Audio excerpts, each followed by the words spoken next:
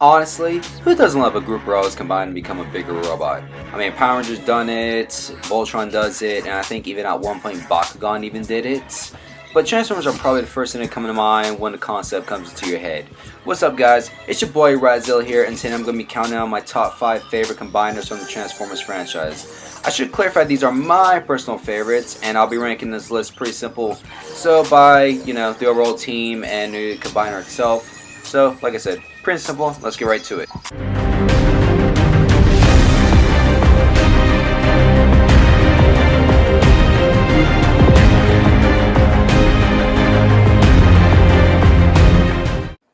Starting off with number 5, the Predacons. Now when I hear the word Predacon, the OG are probably the last thing that's come to mind. It's a bit ironic considering the versions from Transformers Prime are possibly one of my favorites races of Cybertronian of all time. And fun fact, originally the Predacons were supposed to debut in the Transformers OG movie as Autobots that would combine into a dragon. I'm not entirely sure if there's a connection between that and the Prime's decision to make Predaking a dragon, but if it was, I'd say it was freaking awesome. Also, whoever's idea was to make the Terracons like the OG Predacons, like the different types of races and subspecies of Predacon, freaking genius. Alright, I'm just gonna say it. Now, I don't hate the OG Predacons. They're pretty cool in my mind, but I just really can't connect with them that much. They're just, I don't know, man. I just can't connect with the team that much. I don't know. But yeah, I can understand why people love the OG so much, but Transformers Prime just brought the word back and forth. And honestly, it's never been more popular. Obviously, Beast Wars have their own brand of Predacon, which is still respectable on its own. But like I said, the OG just really can't connect with me. I do admit the form Predaking, like the OG combiner, he is badass. But I think Prime's version of Predaking is even more badass.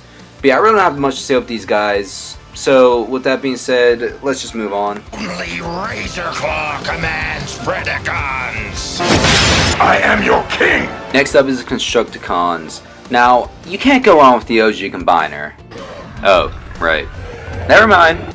But other than that, Constructicons are easily one of the most recognizable combiners, not even just combiners, characters in the entire franchise. And unlike most combiners teams, you usually have around 5. The Constructicons actually have 6. Bit odd, but in my recollection is correct. They are the only Decepticons to appear in the entire 3 seasons of the entire, original cartoon and the movie. And enjoy dozens of episodes of building structures for Megatron.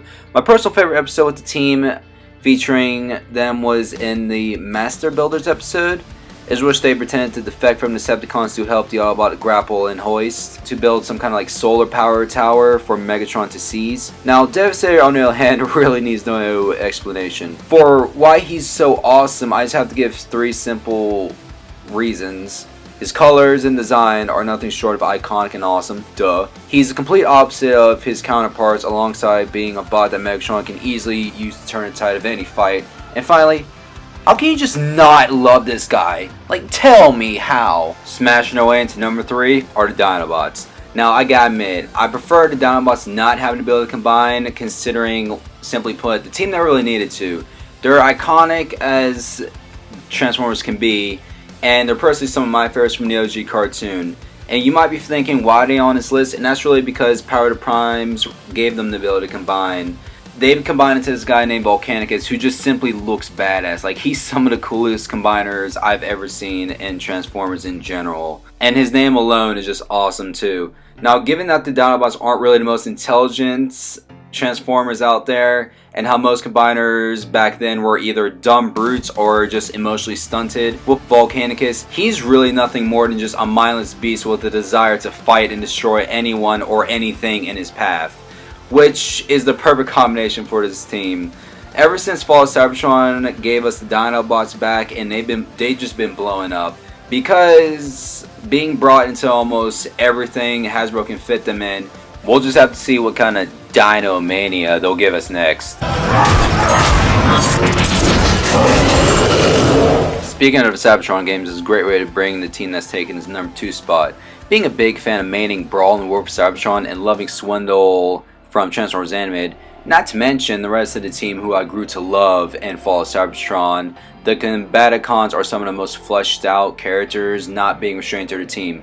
Seriously, I remember being hyped as hell between the showdown between Grimlock and Bruticus, which we didn't get, but along with loving the team members, playing as Bruticus himself was nothing short of epic. Like, who doesn't love playing as a giant robot wiping out anything in your path? I remember purposely letting the Autobot troops shoot me just to see how long it will take me to die, which took an eternity because I have so much health. But besides me geeking out, the team even plays a large part in IDW's comics, alongside Brawl having serious deep moments telling Windblade how, since she never fought in a war, she doesn't know how to love it and will be a great leader for Cybertron, while the others, especially Vortex, being pure comedy gold.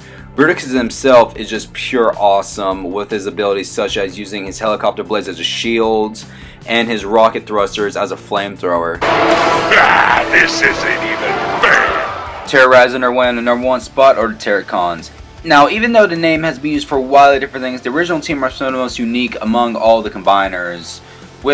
You can easily see a lot of the effort in just their design alone, which is a bit of a shame considering the team never got any spotlights in the comics or cartoons, being sort of just there, let alone having much of a role. I remember watching this on their debut showing and literally having them come out of nowhere in the episode Grimlock's New Brain, and found it kind of odd they never got an origin for it. Personally, they aren't only the most aesthetically unique among other combiners, but the team's imaginative beast modes aren't something to just glance over. Although they aren't the most famous in media, they have had some fame being remembered and loved by certain fans like me, and the 21st century has given them some credit they deserve in toy form if anything, most notably in Transformers Prime's Beast Hunters toy line, with some of the names being changed, most notably Cutthroats and Sinner Twins, and were classified as prehistoric Predacons due to the show already using a name for Dark Energon zombies. It was the Power of Prime's toy line that brought the team back in their original names and full-size figures, being able to combine it as to Abominus as they always do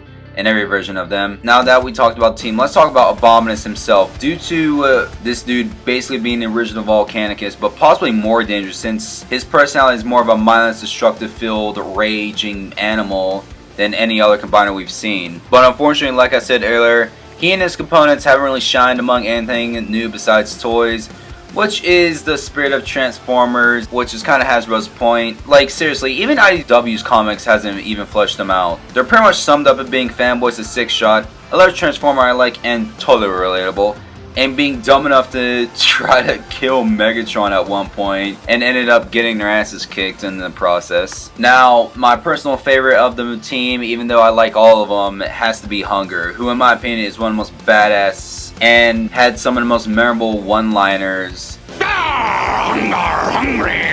Roar! Terracons, fight everybody! You command the Terracons over my rusting carcass! Like, even his profile quote is, "Eat only what you need, destroy the rest." Like, how cool is that? Not to mention his epic colors and the fact that his original toy had him sporting a riot shield, which is some of the coolest weapons a Transformer can have in my opinion. And the fact that he abhors organic life and refuses to ruin his taste buds by devouring them. Now, I don't want this video to be too long, just talking about one team in particular, but there's nothing more how cool I can say the Terracons are. I just hope someday they get a chance to shine in the spotlight one day. And that's where I'm going to have to end this video. I really had fun making this, and I really hope y'all enjoyed it. Be sure to let me know what combiner is your favorites in the comments below. Y'all already know this YouTube stuff, like, subscribe. But yeah, I'll see y'all in the next one. Later, nerds! When we joined the Covenant, we took an oath, according to our station, all without exception. On the blood of our fathers, on the blood of our sons, we swore to uphold the Covenant. Even to our dying breath, we shall grind them into dust. And continue our march to glorious salvation.